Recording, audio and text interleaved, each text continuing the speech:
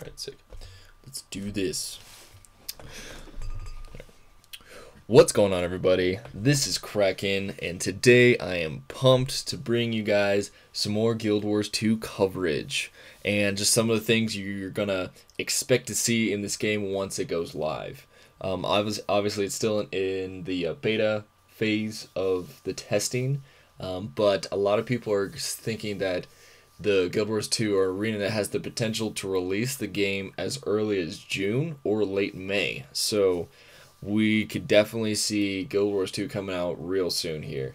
But today I'm going to talk about the 5-man instances or dungeons, if you want to call them that, in Guild Wars 2, and also some of the boss mechanics, and also go a little bit into the gear that we're going to be able to expect to see in Guild Wars 2. Obviously, it's not live, and I haven't actually been able to play it, so I haven't looked at all the, there's not like a loot table that you can go check out, but I'm just gonna go into what we can expect as for Austin, like, oh man, like, you gotta go run this dungeon, and then you get, the big shiny that you can just, tear people's heads off in PvP and stuff. So, I'm gonna go into what they're doing with that.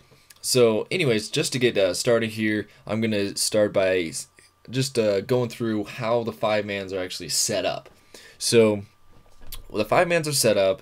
There's two modes to them. There's the story mode and the explorer mode dungeon. The story mode is basically your classic dungeon.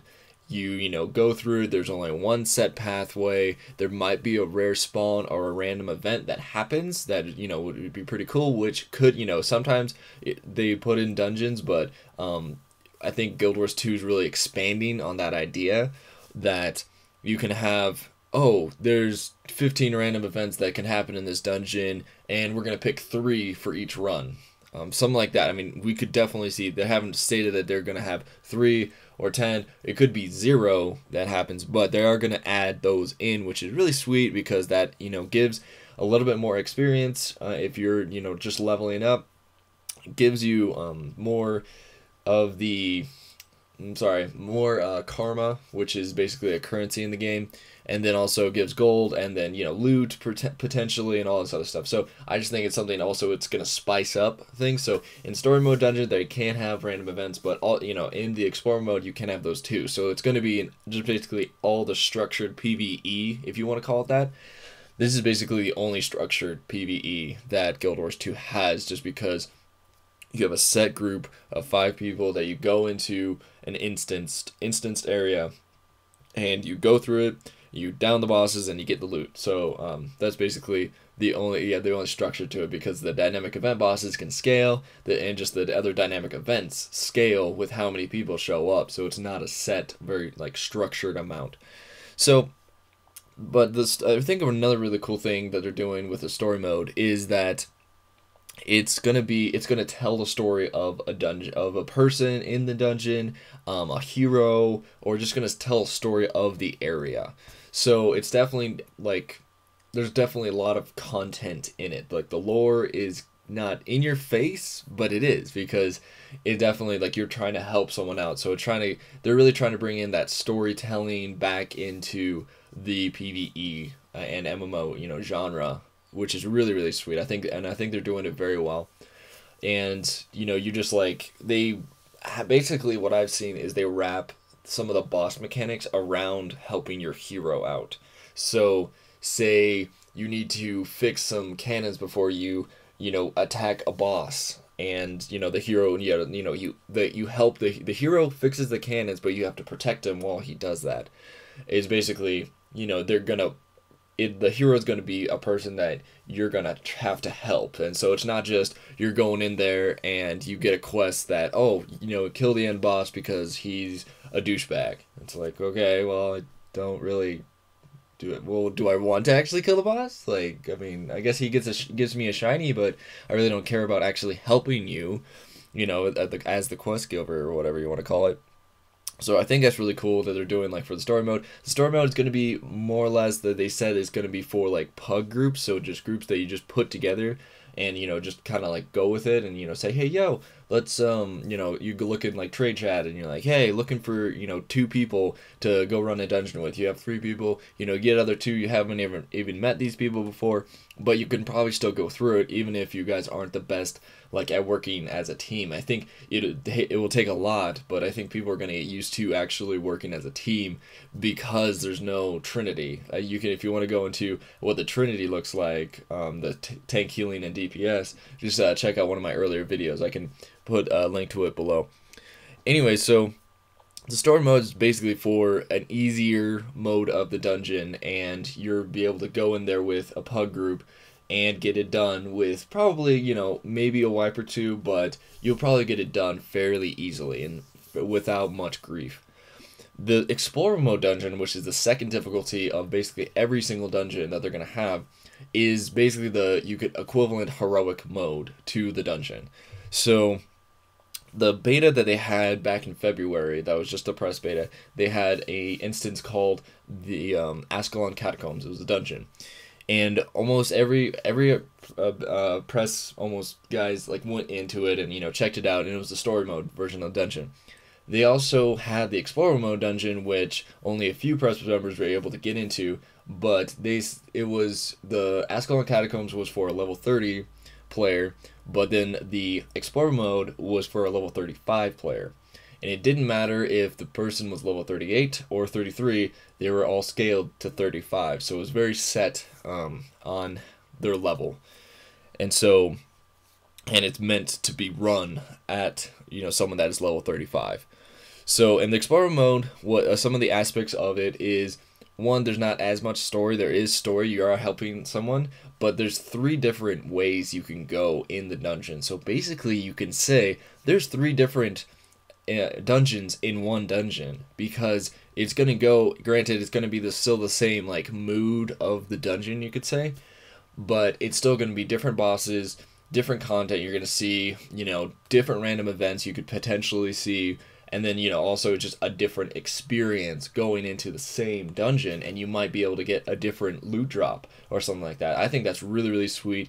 It definitely opens up the replayability of the dungeons. Like, not only if you just run the story mode over and over again, it's definitely going to get repetitive because it's the same one over and over again. But if you want a challenge, and like it's meant to challenge you, in the Explorer modes, you can go in there with 5 people that and you're like, oh, let's go down this path this time, and then the next time you go down like another one, and you just basically it makes everything a lot more, you could say, expansive. But like the thing is, you can only probably, if you want, you can probably go through it and then go through it again in a different way if you really want to see every single boss of it. But it's definitely like opens up that replayability, and also like once you're higher level, you might, oh, let's go do another part of Ascalon Catacombs. Like, I'm level 50, but we can scale down, or basically forces you to scale down to the content, so it's still super challenging.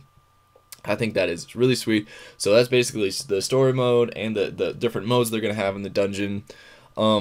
I wanted to go through into basically what the boss fights look like, since there isn't set roles. Since it's basically you throw 5 people in there and say defeat a boss, and no one has any specialization, quote unquote, really. Everyone's basically the same. So I wanted to basically see what what I've seen the boss mechanics looks like, and I'm also going to list some of the mechanics that they've already put out there.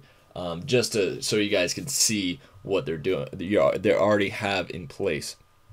So in Guildwars2, since there isn't basically an aggro table, and there isn't a tank, and there isn't a healer, everyone's basically a hybrid class where if you want to set yourself up to DPS or kind of heal, but not really, and it's more or less working together, and really it's working together to get on to finish the goal, and also basically almost self-supporting yourself, because the personal heal does heal a lot. So it's basically keep yourself up and keep your basically it's your responsibility to take care of yourself, but it's also you also want to help your teammates as much as possible as well.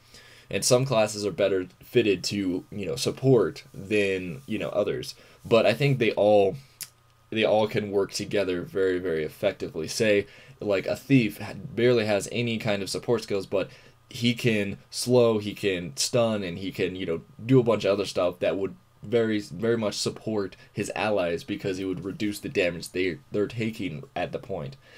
What I've seen is that unlike other games, I think what they're gonna do, it's not like a guaranteed thing, but just for seeing the different bosses and what you can do to them, and at least in the 5-man dungeons, you probably will be able to stun the bosses. Maybe not when they do some move, but you might be able to stun them, and you also will definitely be able to block their attacks and also put a lot of conditions on them. And conditions are the debuffs in the game, so you can put a condition on them, like, slow them. So say an elementalist is trying to kite him around, you can slow him all of a sudden so the elementalist can get away and not get smacked in the face.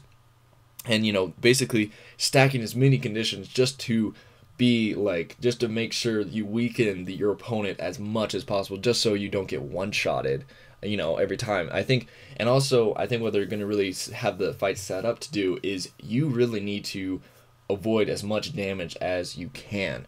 So there's a lot of, you could say, it's all about skill, mostly. It's not really about how good your gear is and how much damage you could do. It's basically, oh, well, this guy just teleported to me, and I need to, dodge roll out of the way of his ability that's about to, one-shot me. I do think Guild Wars 2 is going to be a lot more liberal with their death mechanic and with the damage that the bosses do towards people that just stand there and get smacked in the face. I think they're actually going to have, maybe in the story mode dungeon, it'll take, 3-4 hits for a boss to kill you before, you're actually, dead or downed.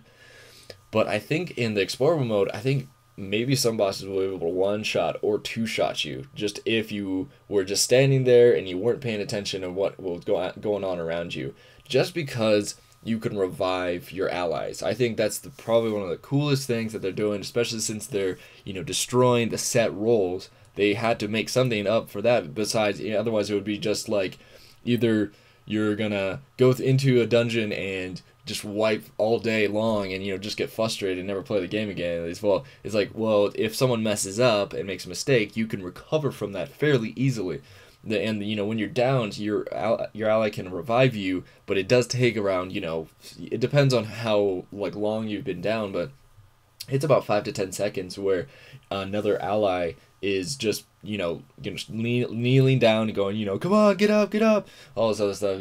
Just you're getting health back, and when you revive your ally, you get back up, you're about half health, but you can basically battle res people after they die, quote unquote, which they are down, so technically they're not dead, and you don't die in the game either. You're defeated, but whatever, it's same stuff. They just don't want to be oh death, oh goodness, ArenaNet. But anyway, so I think they're really going to be a lot more liberal with the just how much the bosses do and how much the AoE does. Just because you do have a dodge mechanic, and every single class, some shape or form, definitely has big defensive cooldowns. They can pop and save themselves, whether it be a warrior that has a shield and can just block, a necromancer that has death shroud, a elementalist and its earth attunement. There's a lot of different things you can do to block an attack, even if you can't get out of it, if you're quick enough, and if your class, if your skill bar and also your weapons are set up to do such things. So that's really awesome. I really enjoy that. I'm gonna go into a list of not all of them, because I haven't seen all the content, so I'm probably gonna miss a lot. But here are some of the basic boss mechanics that I've definitely seen. One thing is, ArenaNet can't really do anything like that earth-shattering with the bosses, because bosses are bosses. The only earth-shattering thing they're doing is the fact that there aren't set roles. So it's basically, here's a normal boss where it would be very structured at, if you're a tank heal DPS kind of game, that you just you have damage over here, you have damage over here, you have ads you need to stun, all this other stuff. But basically they're taking away that fact that there's no aggro table. It's like, hey, go into this fight as 5 DPS basically. But I mean, there's a lot more utility than just, you know, their DPS. So I think they're really doing a good job of setting up every class to support each other in some way, shape, or form. And I think it's gonna. Some people might not like that a lot, but I think it's going to be a very fresh, very good way to do it. And I think ArenaNet really has done a good job of making their game just able to, you know, help each other, like that support role basically. So here's some of the boss mechanics. Obviously, I've already, you know, looked at, you know, ads. There's definitely a lot of ads and different bosses that you need to do something with. You know, that's pretty much a classic boss kind of thing. You know, the big bad is going around, but he's got ads that, you know, if you don't take care of them correctly, they're gonna kill you eventually along with the boss. There's been teleportation that a boss teleports to a certain area, or like goes underground and pops up in a certain area. And there's AoE effects. Don't stand in fire. You know, particle effects are just fun. They look all nice, but if there's a red circle around it, don't stand in it. Hey, that's bad news, bears, because that's what they do. I really enjoy the how they have their AoE stuff set up, like the white circles and the red circles, just because it's so. I mean, even if you have like the worst computer ever, you can still see where the area of effect stops. So it's very, very fine line where either your allies buff stops or your own or the enemy's buff stops. So I really, really enjoy how they have that. Even though some people might go, oh well, it's putting lines everywhere. It's like, well, I would be a bit surprised if we were able to like turn those off if we just want to have the normal particle effects. Maybe not. I'm sorry if it's not true, but anyways, so. I think the big, a really cool thing is, yeah, it's just that whole visual setup. I really enjoy how they have that. Okay, and another one was, say, there's a archer that has a magically imbued arrow, and you're next to a cliff, and if he gets his cast off, he will shoot the arrow, and it will explode, and you will get knocked off the cliff, so you need to interrupt him as much as possible. And there's also a boss that they've stated in one of the 5-mans that he is basically a mesmer, which a mesmer is basically a illusionist, so it just clones himself a lot, and you need to figure out which one's which. So that's really, really kind of a cool thing that they've done. They've also had like a whirlwind attack where a boss will just spin around and do a lot of damage. Like if you stand in there for more than a second, you will go down, and so your allies are going to have to help you up, and like if everyone's in that area, you'll all die within a second if you don't dodge roll out of the way. And so that's basically, I'm not going to go further than that. That's basically some of the mechanics that you can see. Basically, you can pick out every mechanic that I've seen in Guild Wars 2, and you can relate it to another MMO or another game or whatever. This thing is, bosses are some of like the biggest drawing points to PvE. It's not like, oh, just a bunch of little guys. I mean, bosses are just one of those things in games, like they've been around for so long that you can't really do anything like crazy cool to make like the mechanics different. Like, oh, if you try and like make up a unique mechanic, someone can look at that mechanic and go, oh well, that's just like this game, oh that's just like this, you know, the other game or whatever. So but I think the really cool thing is, which I'm going to go into the next thing, is the fact that, well, is the Trinity really gone? Is there the tank healer DPS really gone, or do you still have to do that in some shape or form? What I've really seen with the coverage and the articles I've read is that the Trinity is basically gone, and it's basically, a lot of people are calling it the soft Trinity, because obviously you need to control the ad, which is tanking. You also obviously need to damage the ad, which is DPS, and you obviously need to, if you take damage, you obviously need to heal it up. It's just the fact that basically everyone can do it, but no one can do it in like the best way. No one can do, you know, a certain task like 100 times better than another guy. So it's basically, it's a soft Trinity because that stuff still needs to happen. It's just looked at a different way, and so like they're basically just having it like, well, you know, it's just all about skill and just working together. And I really think they're going to set up the fights to really be able to do that very, very effectively. So, and the Trinity is gone, and One of the developers, he posted either on the Guru forums or on Reddit. It's definitely at both right now because it's, Guild Wars 2. A lot of people are excited for it. I'll post a link to the article below, but he basically was pretty cruel to people that said like, oh well, especially because the skill calculator came out a while ago, and everyone can see the skills, utility skills, and just basically everything. They're like, oh well, an elementalist can heal, a guardian can tank, and then these three can DPS. And the developer responded with that and said, okay, well, yeah, you could definitely try and do that and try and max out all the trait lines for protection, all the trait lines for healing, and then, try and maximize your DPS or damage as much as possible. He's like, the thing is, that's not going to work because the mobs don't just target one person just because he's got the biggest health pool. Like, it's more of a thing of he's going to target not random people, but he's going to target different people at different times, so they need to react to it.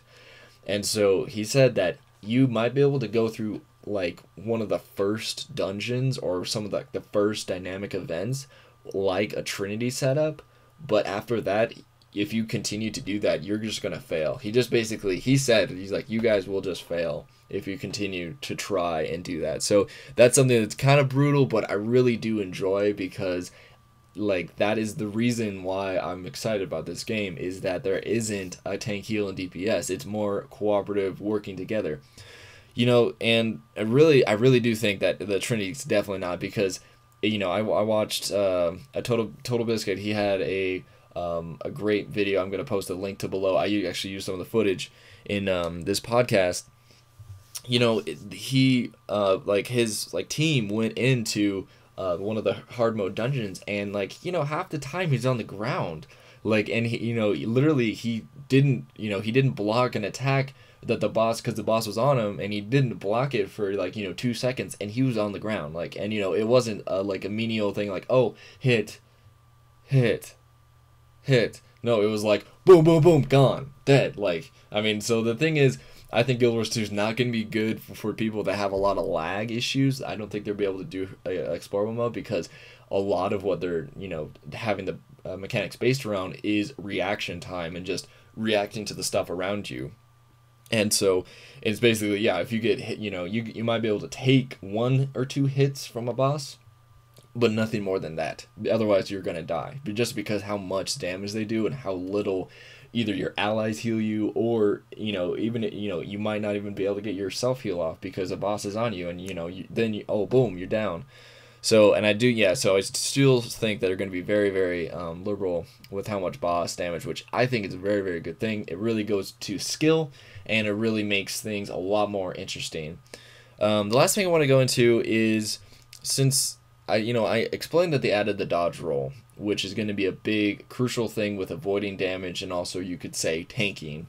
If the boss is on you, and dodging out of the way, but also dodging out of the way of area of effects that big circles on the ground, you got to get out of them really quick. Just dodge out of the way just so you can get out of it. I think that is what I've seen through the different coverage that I've done, or just research that I've done on this game, is that they're definitely definitely using that, and they've stated that you need, by the time you really get into the upper level stuff, you better know how to do a dodge roll and actually, be effective with that. Otherwise, you're not going to be able to go very far with that. So it's definitely a cool thing, and I really like it. I think they're going to make the area of effects, the little, usually there's a little, warning thing that say, hey, there's going to be fire on the ground right here, so get out of there. In other games like World of Warcraft, you're like, oh, okay, so you just hop around, and there's literally 4 or 5, 3 or 4 seconds before it actually gets there. And if you're still standing in it, you're like, well, here's your sign. This is, no, that's dumb. Don't do that. I think they're gonna have in Guild Wars 2 is maybe 1.5 seconds to get out of something. I mean, and it might not one-shot you, and the stuff that they might give a little bit more time, but just because there's a dodge roll and you can get, you can move, 3 or 4 meters really right on the fly, double click, boom, you're over there. I think they're really gonna have like the AOE stuff is gonna really be brutal, and I also think that if all of a sudden a boss teleports to you and starts doing a whirlwind, you can dodge roll out of the way of it and get out of it, and just be fine. So I think I think they're really doing a good job, and really not just adding a dodge roll to be more of like a cosmetic thing, like, oh well, let's do a dodge roll over here. Like, they're really capitalizing on the effects of it. Like, obviously you still have a lot of abilities to block damage and get, reduce the damage you do take. But I do think the dodge roll is probably going to be one of the biggest things, because a lot of those block moves have like a 30-second cooldown and it only blocks for like 2 seconds. You can't just sit there with your shield raised. It's not like Skyrim where you can just sit there, all day with your shield raised, and so, people are just hacking on you and you're like, whatever, I'm a shield raised. Like, I'm barely taking any damage. What's up?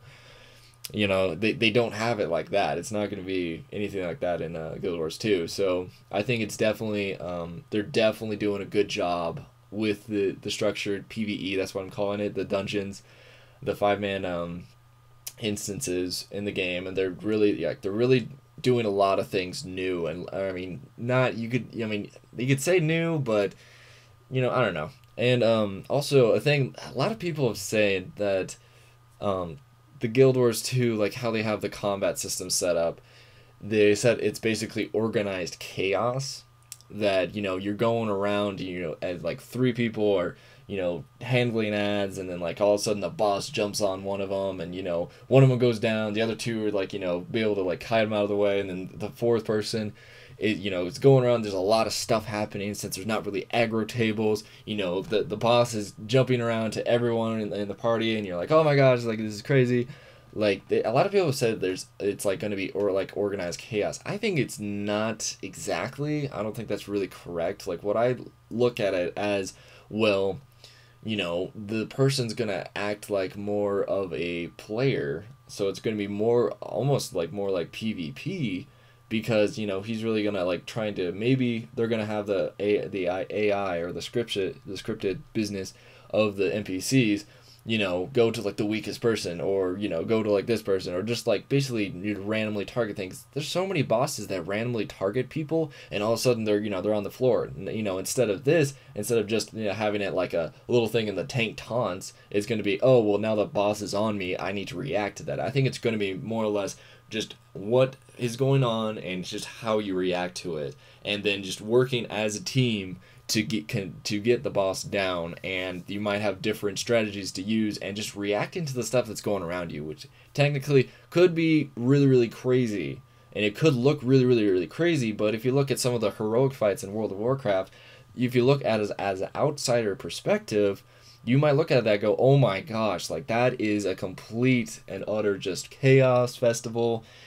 I can't believe you guys are actually thinking about you could do this and all this other stuff. Like, I think on an outsider's viewpoint, it might look like just a controlled chaos. But the thing is, I think it might appear that way, and might, once you get used to it, then you're like, okay, well, the mob's going to do this, and so you can kind of expect it, so it's not chaos. It's not everything unexpected, like, and then once you might be technically like expecting something to all of a sudden, like, oh, when the boss jumps on me, I need to react in this way, just basically reacting to what's happening around you. And I think that's just going to be, all brings it back to skill, and which I really enjoy. I really enjoy skill-based games where it's like it rewards a lot of skill. If you're good at what you're doing, basically you're able to get it down 100 times easier. I know a lot of other games that are even gear-based, do reward skill too, but I think Guild Wars 2 is really going to capitalize on it. So anyways, I really hope you guys enjoyed this podcast. I basically went through as much of the 5-man stuff as they've given, like the information wise, and also, granted, it's still in beta, so some of these things might be subject to change, but I really don't think they're going to change, that, oh, well, all of a sudden there's a tank heal DPS. Like, I mean, that's the big thing that they're really trying to do different with Guild Wars 2. So, but I really do, and hope that you guys enjoyed it. Please like it if you liked it. Comment, and just tell me how you liked it. If you didn't like it, please let me know, and hopefully I'll be able to make the videos better in the near future. So anyways, guys, this has been Kracken, so keep it classy, folks. And laters.